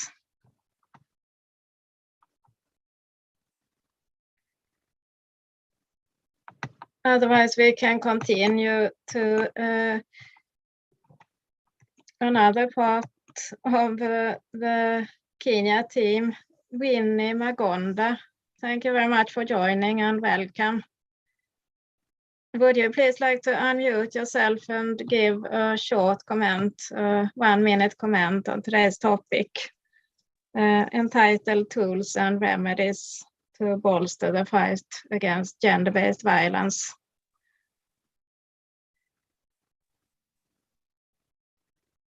Winnie Magonda. Maria, we have also received today one presentation, not presentation, it's an organization profile from Poland. And the Poland country has shared her material online with us, and she said that my mother was not feeling well. So I'm sharing my material, and you can share on my behalf, especially for the countries in which they are working as an organization. And they are working for the safe birth, especially for the mothers program. And I would love when we finish the comments, 1-minute comments, I'm going to elaborate this organization and their message on the screen.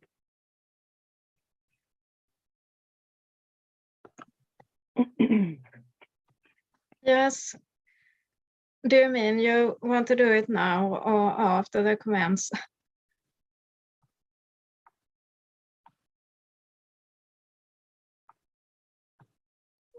I think so. I can do this after comments.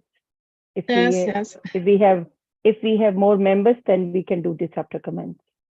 Yes. Safia, would you like to give any comment on today's topic?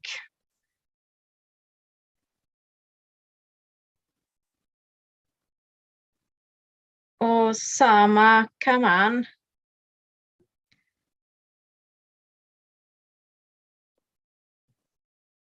Yes, we must want to hear from Sama. Sama is from Yemen with us right now, and she connected with us after a 40-minute struggle with this connection.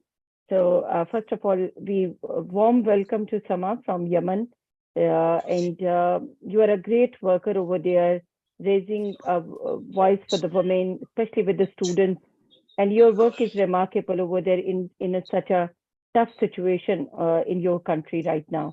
So you're most welcome to deliver your comments in this campaign. Sama, can you please unmute yourself?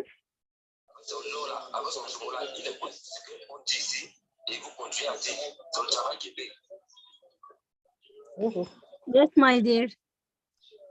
Dr. Mariam? Yes, sir. Yes, please. Welcome, Sama.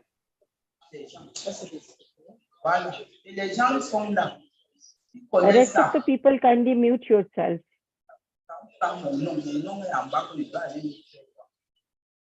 Laura, kindly mute the other persons and Sama can speak for us.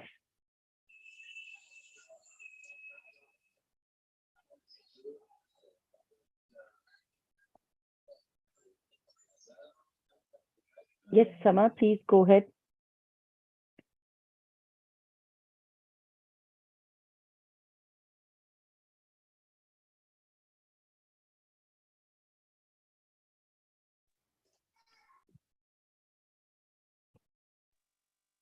Yes, my dear. Yes, my dear.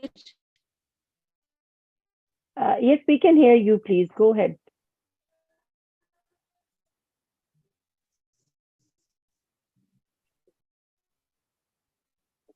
Kindly unmute yourself.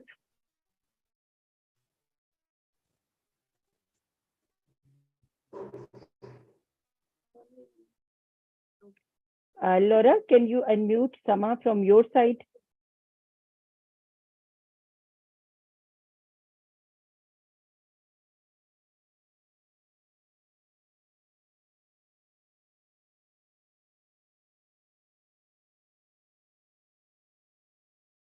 I think so. She's having some network connect issue. Okay, she's with us. If she can find our network again, she can be deliver her comment. So Maria, please go ahead until she was not connecting again. Yes. Pauline Lambo, thank you very much for joining and welcome.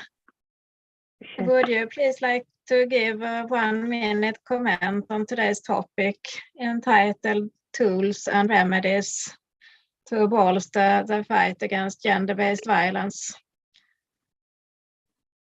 Pauline Lambo.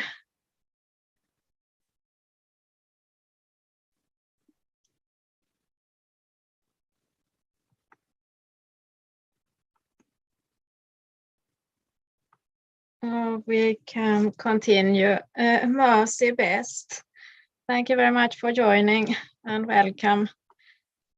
Would you like to give a short comment on today's topic?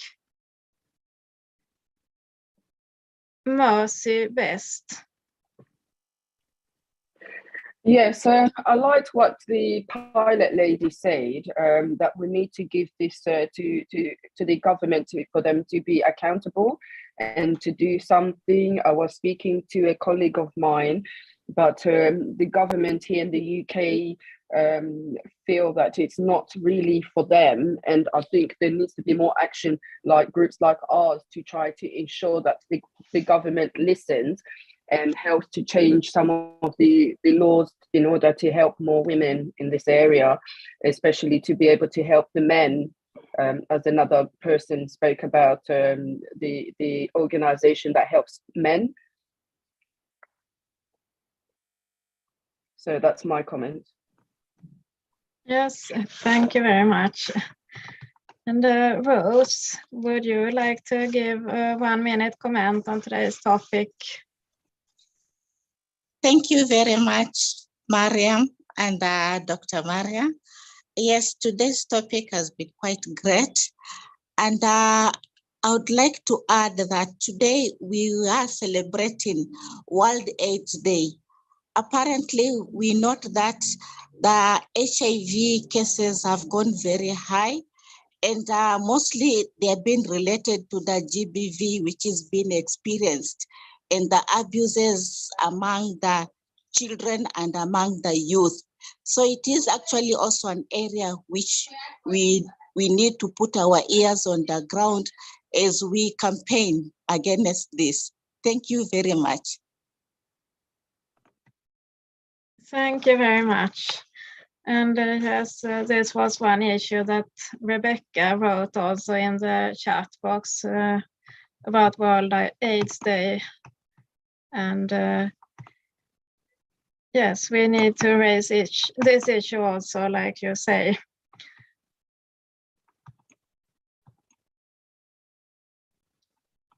Kaishana Christine,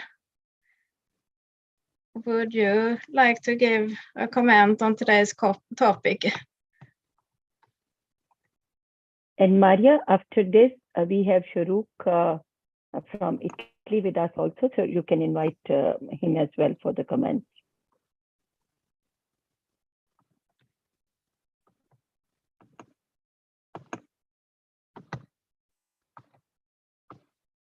Yes, Sharuk Erikat, thank you very much for joining and welcome.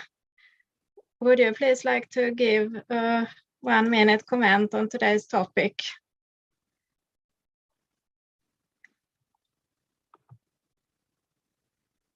Can you hear me?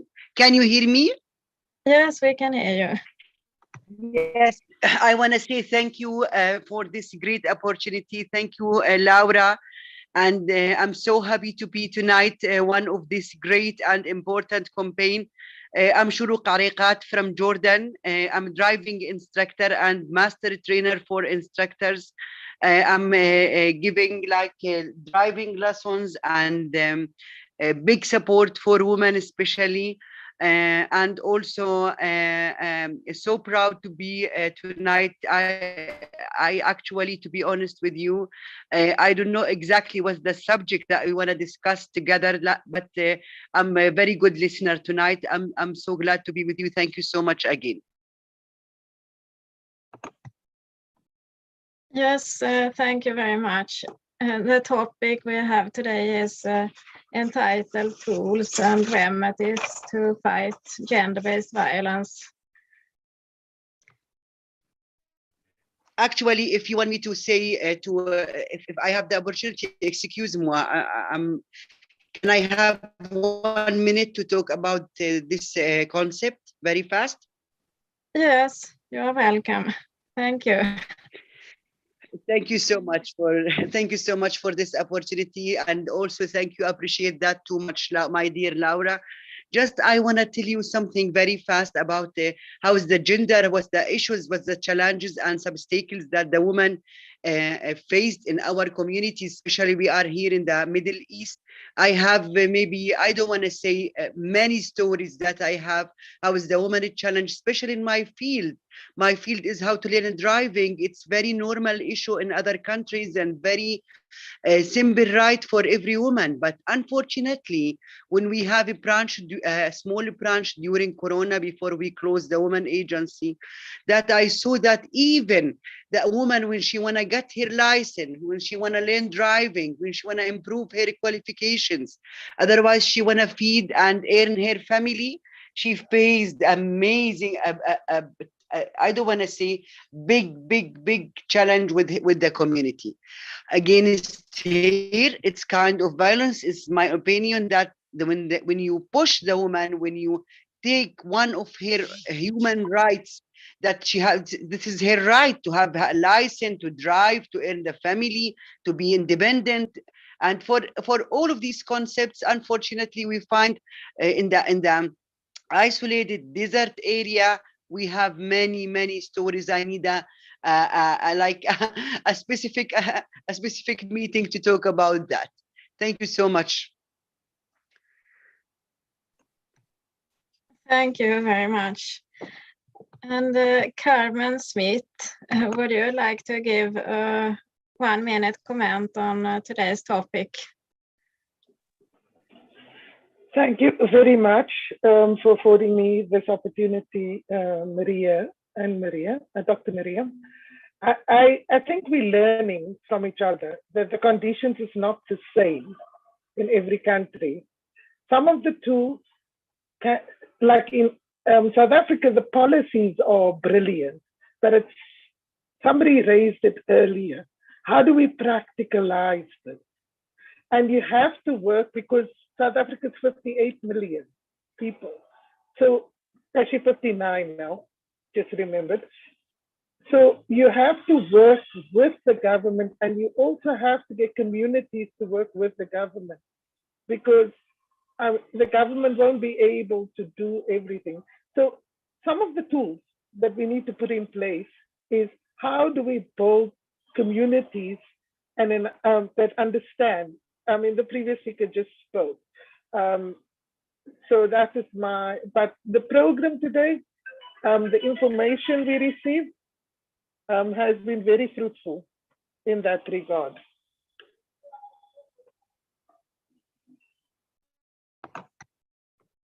Yes, thank you very much. You are right that we need to try to work with our governments on this issue. Is anyone more now? Caroline, would you like to give 1 minute comment on today's topic?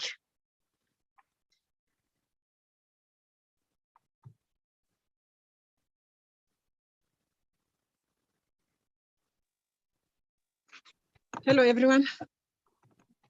Hello. Yeah, I'm sorry, my network was really tampering with my listening, so I could not really get the topic from the beginning. But one thing I'm getting in common that all over the world, women are facing the same problem. All over the world, women are suffering. And I think according to the topics that have been handled, women have been told to work hard. Women have been told to persevere with the pain because they need to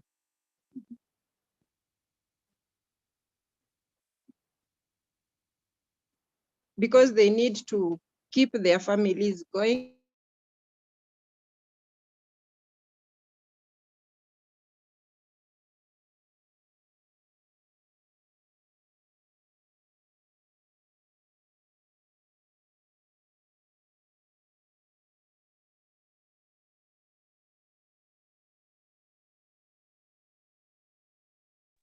I think so. Caroline's network is not working properly. Caroline, you can send your comment in the chat box as well if you can't speak properly. But I think we need to train girls from attendance. We need to have a right.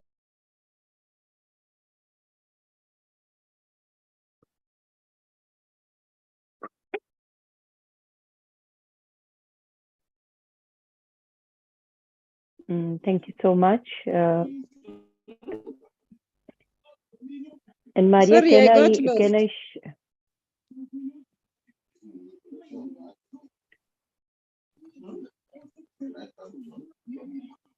So Maria, can you allow me to show the program from which we received from one country, and then we can go for the closings. Yes, thank you very much. So should I share my screen, please?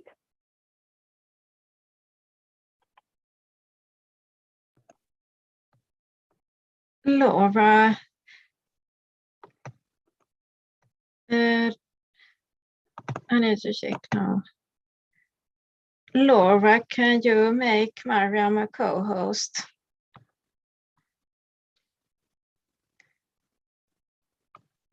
Yes,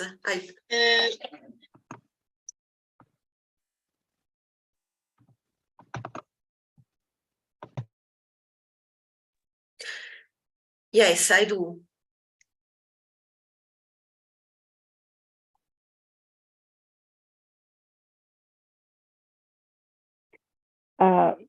So on behalf of the Poland country head, this is Alina.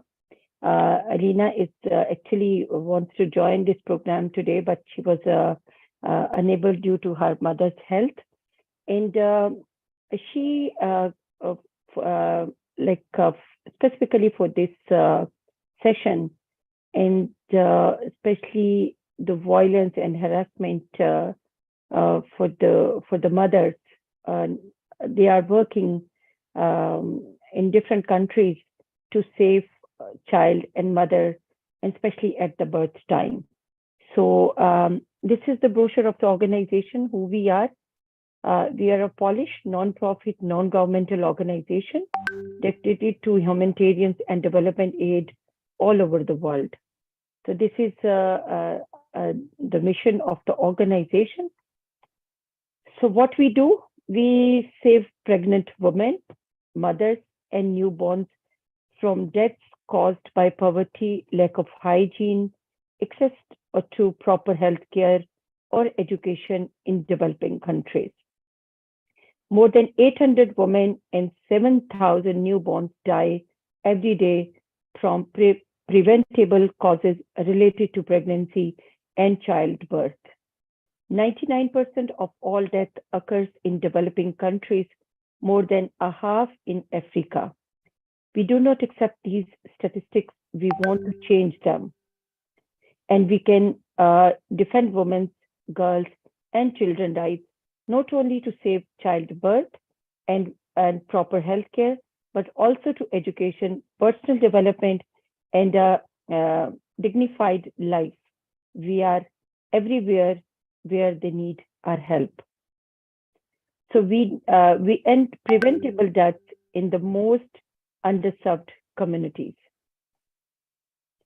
So the vision of the organization is a world free from preventable deaths of women and their children, where they are, where all people have equal opportunity for medical care, education, development, and decent life, regardless of gender, age, ethnicity, race, and religion.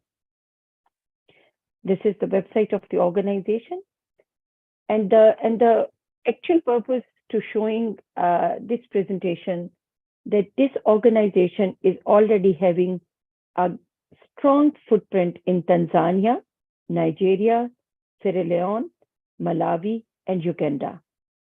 So these are the countries which GWDN is already having on their own board as well.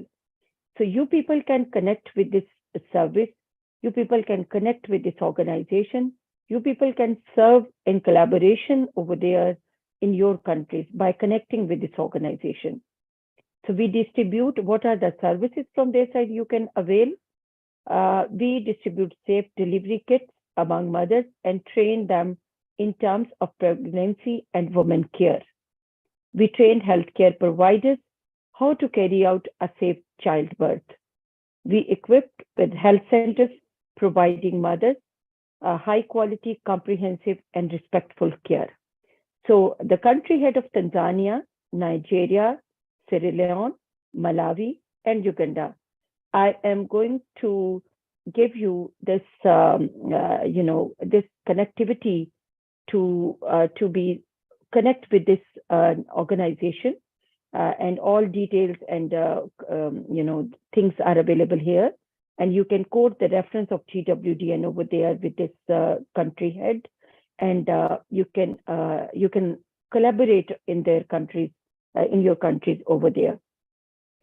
So this is the main brochure of the organization, and if any question, they have the other material also, but I found this the main one which we can you can say which we can share with you to be the useful sort of material in terms of this campaign, because they are already saving mothers, saving young women, saving children, saving, giving them their basic rights. And I think so they are the much and most relevant in this campaign as well. Thank you so much.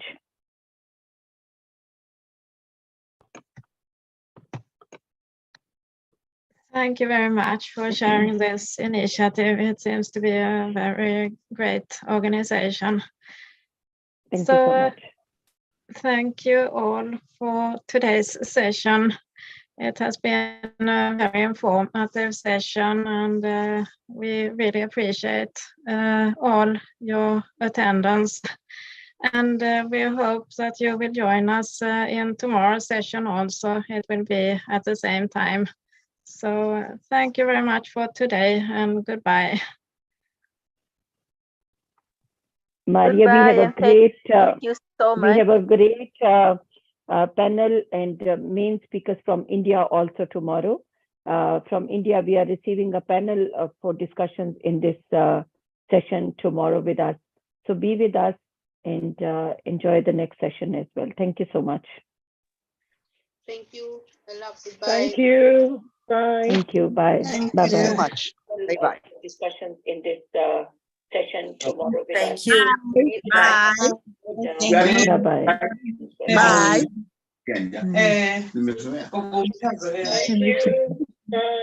Bye. Thank you so much. Bye bye. Discussions in this session. Good. It was good. Hii ndio na attending imam. Mimi nitaanza kuattend hizi vitu.